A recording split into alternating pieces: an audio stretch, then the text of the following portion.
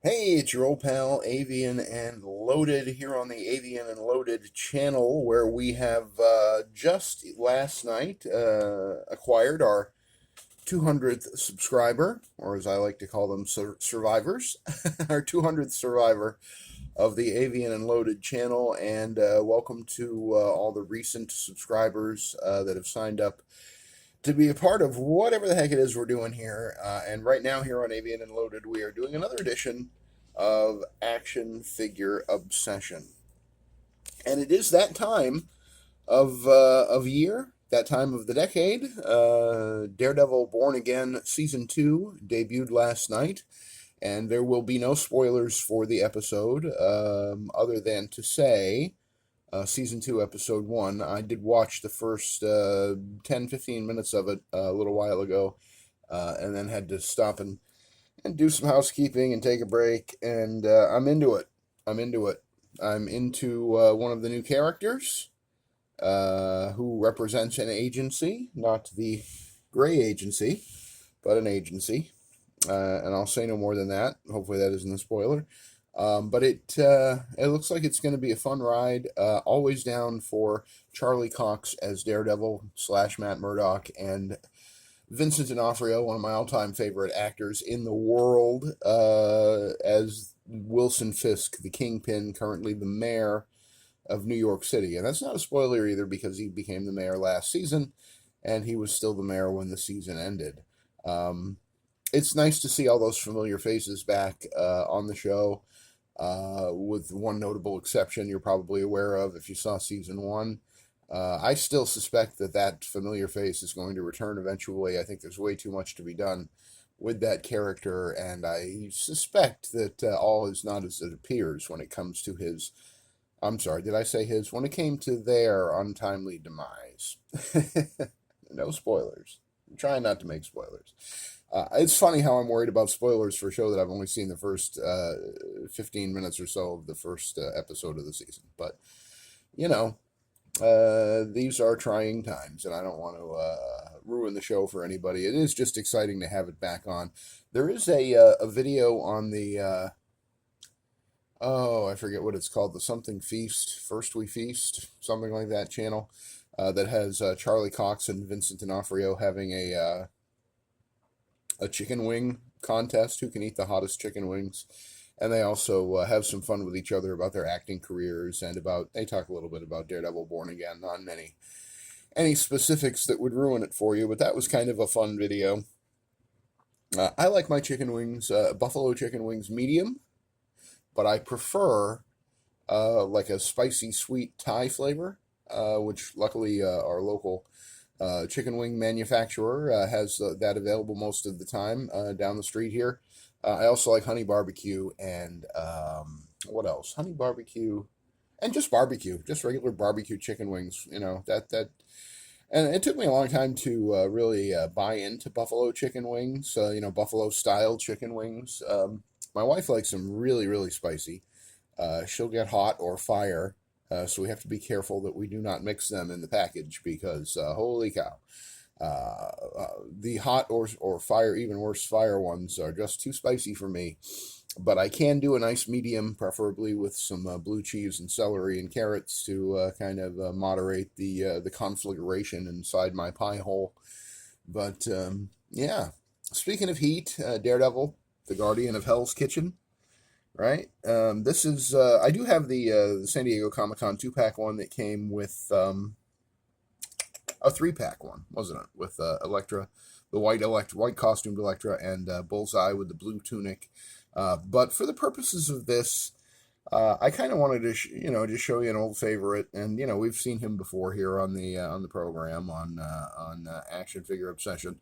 This is the Amazon exclusive Daredevil, or Amazon exclusive Defenders 4-pack, the Comic Defenders 4-pack. Daredevil, which is a repaint of the, I think it was the Hobgoblin Wave Daredevil from the Infinity series or Infinite series, back around 2015, 2014, 2015. And that one and this one are built on the Bucky Cap mold.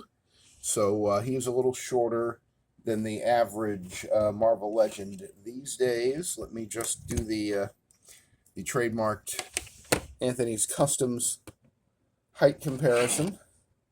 This is Darwin, who is pretty much an average Marvel Legends figure, and we see he does have a slight height advantage over the Man Without Fear.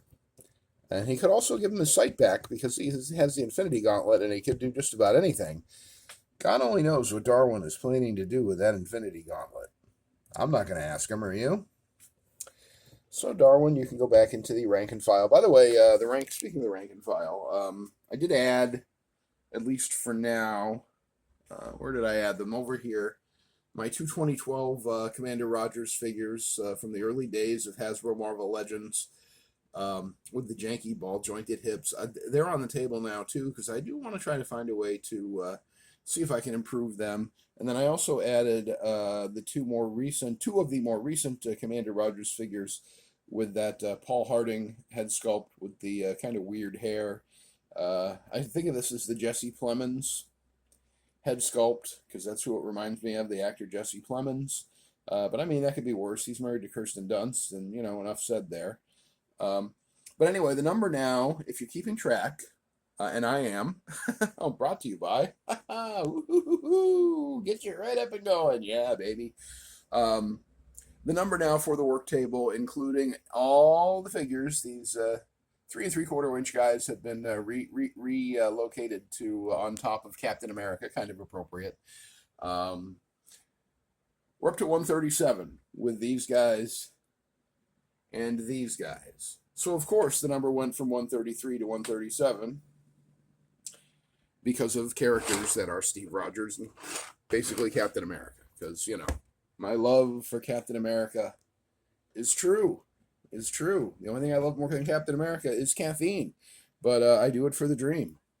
If you want to hear about my love of caffeine, by the way, go into the music playlists on my channel. There's a song called Pure Caffeine, and it says it in song better than I ever could while I'm sitting here very poorly caffeinated so far this morning and not yet ready to really go into detail about, boy, how much I love caffeine. And how bad is it for me? Oh, I don't even care anymore. Just gets me through the day, you know. That and knowing that there are 200 people, some of whom, when they get notifications, actually come and look at Action Figure Obsession. Some of whom probably are more interested in my music because the actual viewing numbers for Action Figure Obsession on a good video, there's like 60 to 80 people that watch it. But that's, listen, when I started this channel like 10, 11 years ago, I uploaded my videos. It was my wife and my kids and a couple of friends would look at it, and then they'd be like, "Oh, that's very nice that you did that," and that would be the most detailed conversation we'd have had. But we've had some nice comments lately in the comments section. I appreciate all the feedback. I appreciate any questions. I appreciate knowing what's in your collection. Every collector is different. Every collection is different. My style of collecting has changed and evolved over the years. My first major collection, I started with collecting G.I. Joes back in the very early 1970s. The 12-inch G.I. Joes and with their enormous vehicles and everything. And, I was so young. Single digits. I don't even know that I gave them names. They were all just G.I. Joe, and that was fine. They were just fun. It was fun to put them in their Jeeps, or you get a little schmutz there, Wilson. Put them in their Jeeps, or whatever other accessories I had for them, and run around the living room with them, or I did take some of them in the bathtub. I can remember that. The ones with the flocked hair, so their hair would get wet, and I was just a little kid having a good time. And somehow into the mid-70s, like the early to mid-70s, 73, 74, that morphed into collecting I think they're 8-inch. I'm not 100% sure, but I think they're about 8 inches. The Mego figures. I don't have any anymore.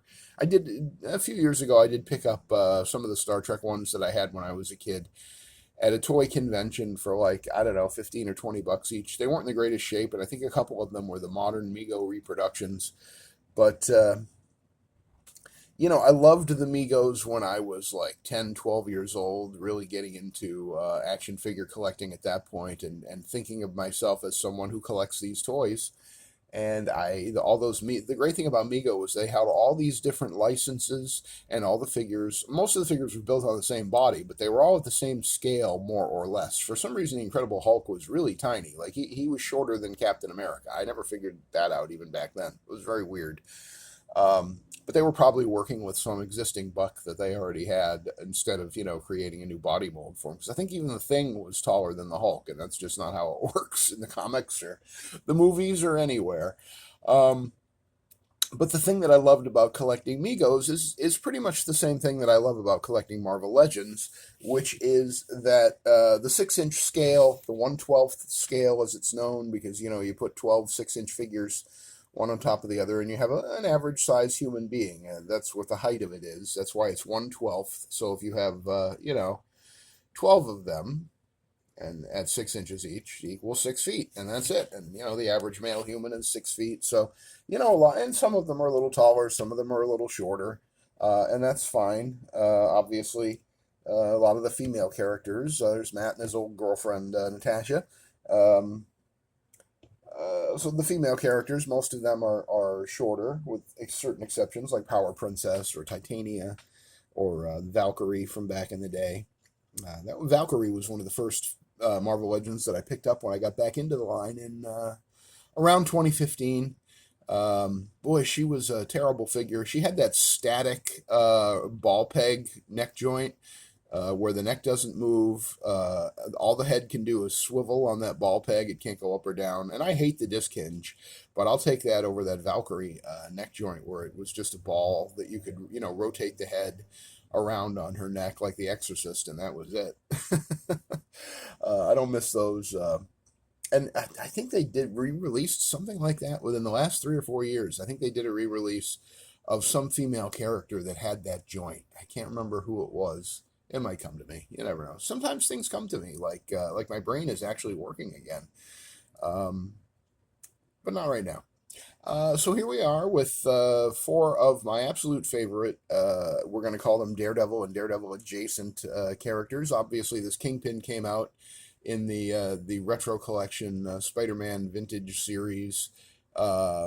He is the repaint. He's the more comic accurate, early comic accurate repaint of the Kingpin from Spider-Man, and also, not coincidentally, this outfit is what he was wearing with the orange vest and the blue cravat and the little jewel there and his little pocket square.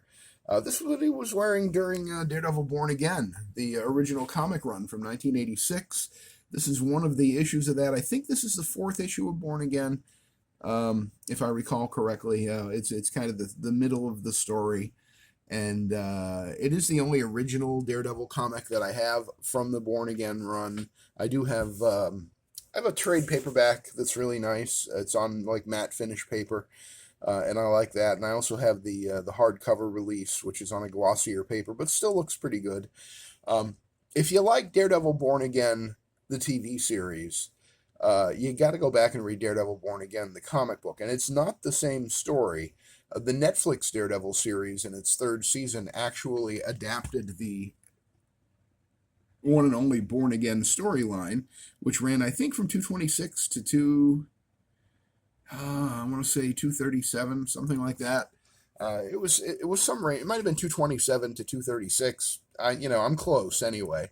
And that Born Again storyline, written by Frank Miller, one of the most important and significant Daredevil writers of all time, and drawn by David Mazzucchelli, is, in my opinion, the single greatest Marvel Comics Earth 616, and actually even any Earth story ever told in comics form. It is just an absolute masterpiece. It's a masterpiece in economy of storytelling. It's a masterpiece in the page compositions. It's a masterpiece in the plotting and the dialogue. And oh my God, that season 3 adaptation of that storyline was not great. The Netflix series. they just stripped too much away from it, and they didn't stick close enough to the story in the comics. There was a lot of elements of the story from the comics in that Netflix season 3 Born Again adaptation, but it just wasn't what I wanted. I guess what I really need, like DC did with Batman Year One and Batman The Dark Knight Returns, two other Frank Miller written projects.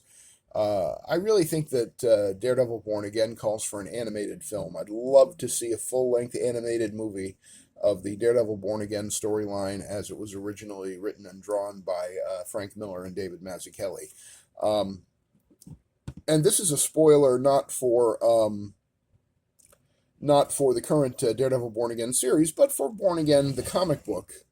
Uh, this image, let's see if I can take a little light off the subject. There we go. This is my favorite cover, which is why I still have this issue, even though I only have the rest of the series collected in hardcover and trade paperback. But I won't even say who that is because he looks a little different on the TV series. Um, Maybe you know, maybe you don't, but it is one of the most evocative, at the same time abstract and mundane of images. One of the most striking comic book covers ever. The coloring clearly is by the masterful Christy Shield, who colored most, if not all, of Daredevil Born Again on the inside and the outside. And as you can see in the lower left of the issue there next to symbiote Spider-Man's head, he was still a new character at the time, or at least a new costume design. Masterfully drawn by David Mazzucchelli. All right, I'm going to turn the light back on, so it's going to get, a little washed out there, a little hot spot, but Wilson will absorb that with his spiffy white suit. So these aren't all the important characters in Frank Miller's Daredevil, but I think they're the three most important characters. Matt Murdock, Daredevil. Matt Murdock, Daredevil. This is the gray suited Matt Murdock, MCU Matt Murdock from Spider-Man: No Way Home. That Marvel Legends figure, but with the head, not the drunken John Oliver / supposedly Charlie Cox head, but the head from the Armored Daredevil from 2020's Retro Wave 1 Spider-Man Retro Wave. The skin tone isn't an exact match, but it's close enough for me. And you almost see a little Ben Affleck in there. I think that was, at the time, that was the only other, I believe the only other filmed Daredevil live-action adaptation was that Ben Affleck movie, and I think you can see a little bit of that in the face, and that's fine. I kind of like that, and I think it looks like a good comic book Matt Murdock. We have one of the first figures that I picked up when I got back into Legends. I got this at Toys R Us, not this one because I purged it and then had to reacquire it and restore it, and blah blah blah. But this is the on the Sunfire body mold. This is Bullseye from the Netflix / Man-Thing Build-A-Figure wave. Not only is this, I think, the best representation of Bullseye ever in comic book or action figure form. Even though it's on the Sunfire body mold, the darkness of the costume and just doing a little pose on it kind of does away with the biggest drawback of the Sunfire body mold, which is the small shoulders, which had not yet been addressed or fixed then.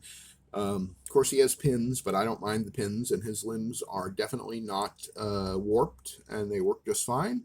This figure moves like butter. It did when I first got it back around 2015, and it still moves like butter. It's just one of the best Marvel Legends ever, and in fact is on my top 15 best Hasbro Marvel Legends of all time list. Which now that we have 200 subscribers, maybe I should get off my ass and actually film that video, or tape that video, or record that video, however you'd like to put it. I should video that video, don't you think? I have the list. I know who the characters are, and yeah, only one of them is sitting on the work table here right now. But that's not going to change because I just love this Bullseye figure. I love the craziness of his leer. I love that midnight blue, so close to black and yet not quite. That rifle I gave him, that is an early Hasbro, I think AK. I don't even know who that came with. I think I got it in a fodder lot, but I do think it's a Marvel Legends, Hasbro Marvel Legends weapon. His sidearm, I think in the original was that swirly, twirly gray plastic, and it's that needle gun like Nick Fury has. But the smaller, more flimsy one, for some reason, the gold ones of that are fairly sturdy. and I have a whole bunch of them. I think because they came with Paladin, I have 3 Paladins. So I did give Bullseye that gun because that's the holster that pistol was designed for, or the pistol that holster was designed for, I guess I should say. And then we have the Retro Series, Spider-Man Retro Series Kingpin, which was a standalone release. He wasn't part of any wave, and he was a repaint of the Kingpin Build-A-Figure wave Kingpin. Gosh, when did that come out? Was that 2017 or 2018? I think it was 2018. And that was one where I did actually buy all the figures, and I did put the Build-A-Figure together. He had just a black suit with a white shirt. No, I'm sorry, other way around. White suit, black shirt. And a different shirt than you see with the cravat here. I think he had like a regular necktie and button-down shirt. I really do wish I still had that one. That really was a beautiful, masterful piece. But again, purged it, sold it. It'd be nice if they re-released that one. Would just be really nice to have that again. I love having this one because it is the Kingpin as he looked in Daredevil Born Again. You know, if you read these comics, you will see him in this outfit. This is that exact color scheme, kind of the John Romita Sr. Design that was in place in Spider-Man. You know, when Kingpin was first kicking around in Amazing Spider-Man before he sort of transformed himself into a Kingpin or into a Daredevil villain. Which was another one of Frank Miller's masterstrokes. I don't think the Kingpin showed up until Frank Miller took over the writing on Daredevil. Roger McKenzie wrote, I think, most or all of the Daredevil issues that Frank Miller drew, the first handful of them from 158, Volume 1, number 158, until 167. My brain is tingling. I think somebody else may have written 167. That may have been like a fill-in issue, although it was still drawn by Miller and inked by Jansen. But... and never forget Klaus Janson. We wouldn't even know who Frank Miller was if Klaus Janson hadn't been picked to ink that legendary Frank Miller Daredevil run. Klaus Janson brought so much gravitas and film noir stylings. I mean, you can see even as early as those 2 Spectacular Spider-Man issues that Miller drew where Daredevil was a guest character. I believe it was 27 and 28. I think 26 was the beginning of the story, but it was drawn by somebody else. And then Frank Miller came in as like a guest artist on 27 and 28. And it was like a tryout to see if he could do Daredevil. And he did it spectacularly well. So I love those issues because they're both, a key chapter in the sort of bromance between Daredevil and Spider-Man and Peter Parker and Matt Murdock. You know, they're kind of unique in the Marvel universe of comics in that they are both sort of vigilante, go it alone, lone hero kind of characters, Spider-Man and Daredevil, and yet they also have been depicted over the years as having something of a friendship, something of a relationship. They help each other, they rely on each other from time to time, and in that spectacular Peter Parker, the Spectacular Spider-Man, those issues, I think 27 and 28.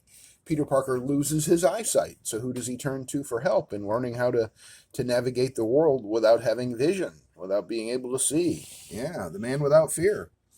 And there's also a character in there that's adjacent to the Spider-Man clone saga, so I dig that. So if you haven't ever read those issues, Peter Parker, the Spectacular Spider-Man, if you want the whole story, I think you start with 26, chapter 1.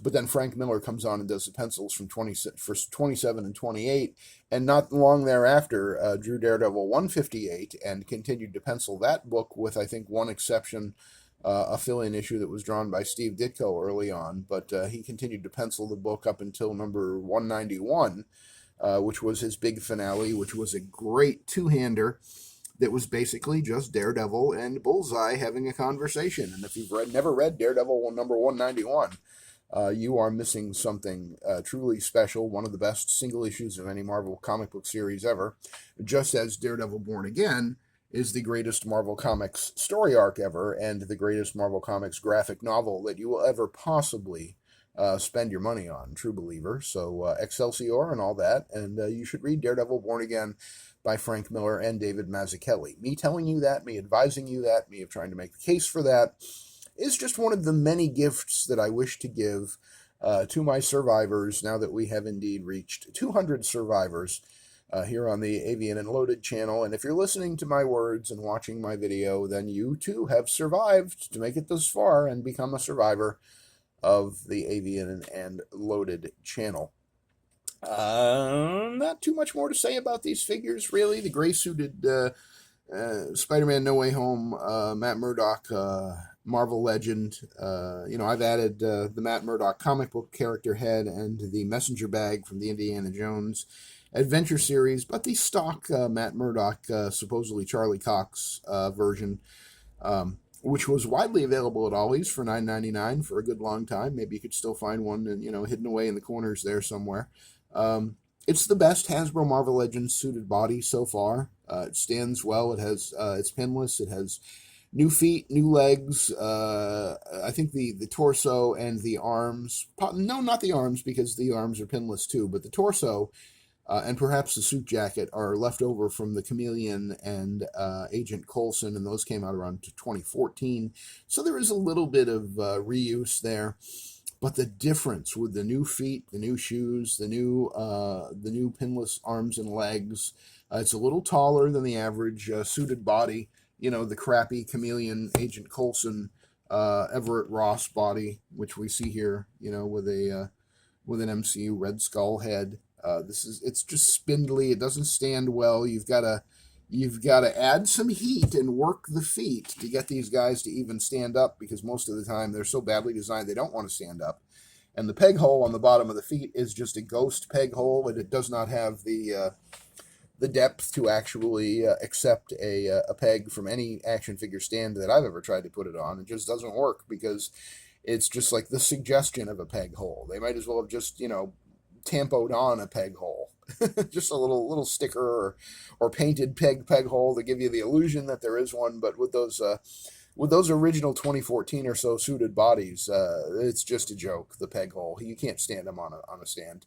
But this guy, man, I just love this Matt Murdock MCU No Way Home suited body. It is just spectacular. And if you are new to the channel, you may not be aware that I army build them. So here's a bunch of my guys.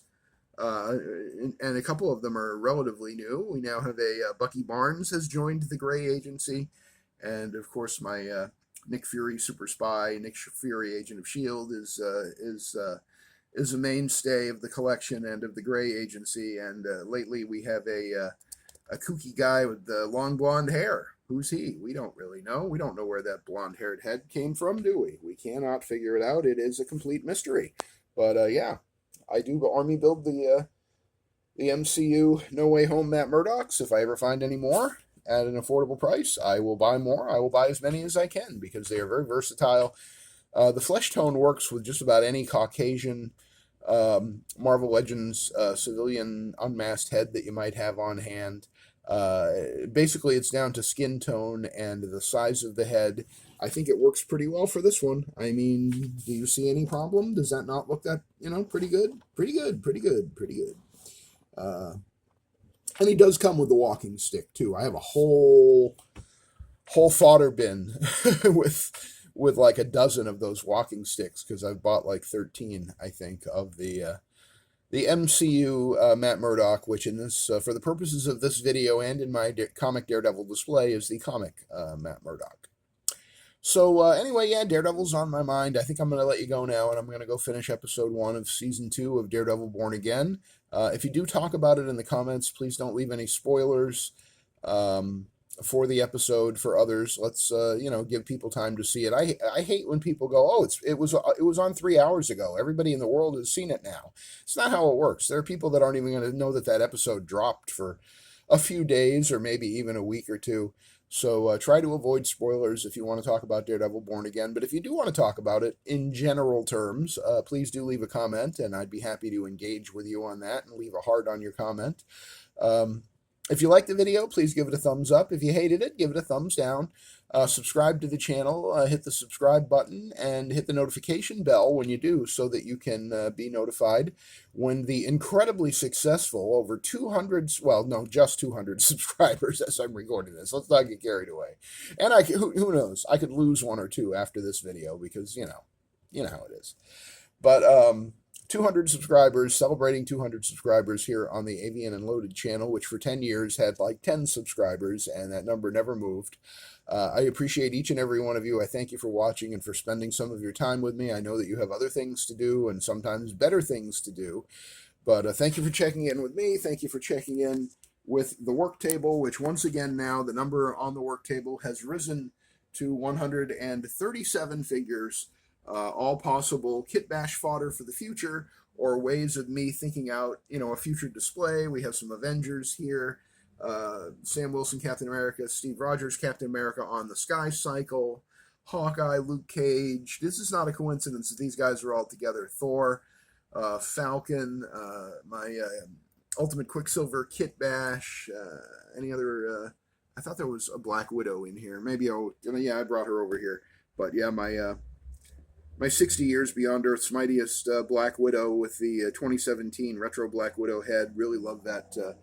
Love that figure, love that head, and right next to her is the actual retro figure. I don't love that figure as much, but it's still intact, and I didn't want to throw it away, so I put together this little cob job on the left here in the center of your screen. She looks so sad with that eye, with the hair drooping down over her face and blocking her vision. And don't be sad, Natasha. Don't be sad. I'll find a use for that body yet. She's probably heard that before. So that's going to do it for this edition of Action Figure Obsession. Thank you again, 200 subscribers. I am honored. I am touched. I am so appreciative that you've chosen to take a look at what I'm doing here yesterday. Somebody actually left a comment on the work table video where I worked out how many figures I have and came up with that number, which then was 133. And now, by the way, just to remind you, stands at 137. Not counting these guys, because then it would be 141, and that's just crazy.